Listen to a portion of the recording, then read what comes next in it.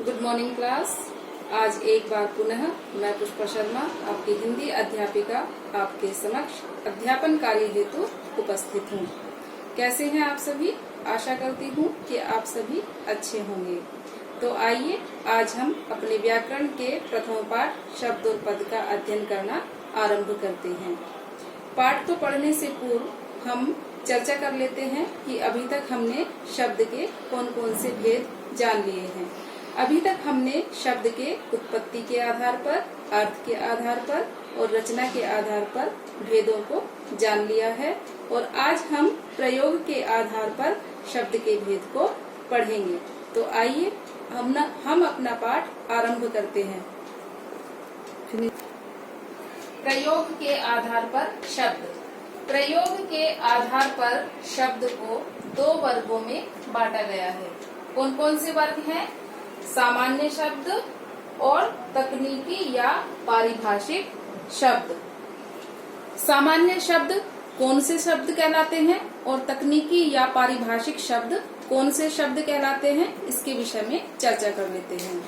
सामान्य शब्द अर्थात जो हम जैसे आम लोगों की बोलचाल में बोले जाने वाले शब्द हैं, वो क्या कहलाते हैं? सामान्य शब्द कहलाते हैं। जैसे दाल, भात, रोटी, बाजार, मेज, कुर्सी इत्यादि। यानी कि रोजाना जो हम शब्द बोलते हैं वो सब क्या हैं? सामान्य शब्द हैं। उसके बाद आता है दूसरा नंबर तकनीकी या पारिभाषिक शब्द। तो ये कौन से शब्द होते हैं, इनके विषय में भी हम जान लेते हैं।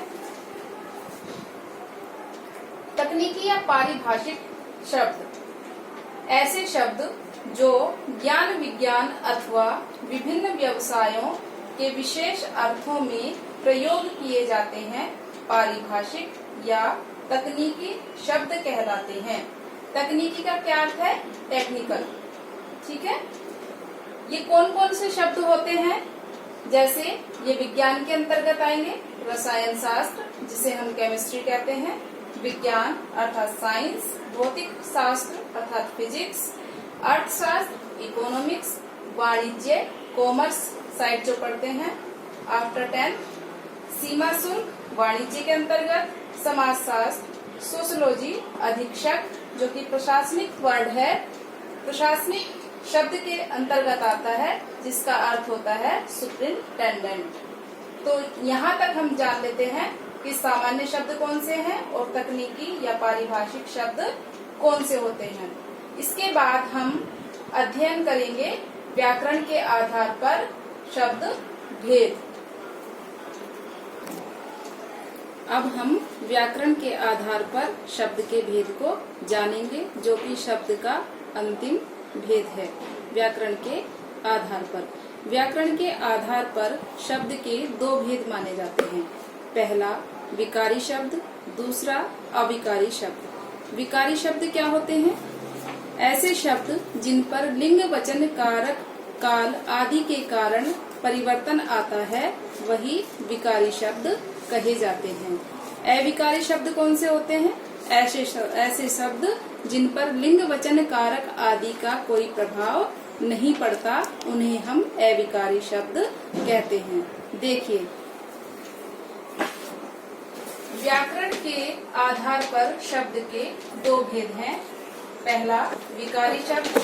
ये वे शब्द हैं जिनमें लिंग, वचन, कारक, काल के कारण परिवर्तन आता है। जैसे संज्ञा, सर्वनाम, विशेषण आदि क्या हैं? विकारी शब्द हैं, क्योंकि ये लिंग, वचन, कारक के कारण इनमें परिवर्तन आता रहता है। दूसरा पार्ट है हमारा अविकारी शब्द। ये वे शब्द हैं जिनमें लिंग, वचन, कारक, काल आदि के अनुसार कोई परिवर्तन नहीं आता, उन्हें हम अविकारी शब्द कहते हैं। ये कौन से शब्द होते हैं? क्रिया विशेषण, समुच्चय बोधक और विस्मयादि बोधक तथा निपात। ये सभी अविकारी शब्द की श्रेणी में आते हैं। तो आज हमारा ग्रामर में शब्द और पद में से शब्द और पद की परिभाषा, उनके भेद आदि के विषय में हमारा शब्द का भेद जो था वो पूर्ण हुआ। अब हम नेक्स्ट क्लास में पद के भेद के विषय में जानेंगे। धन्यवाद।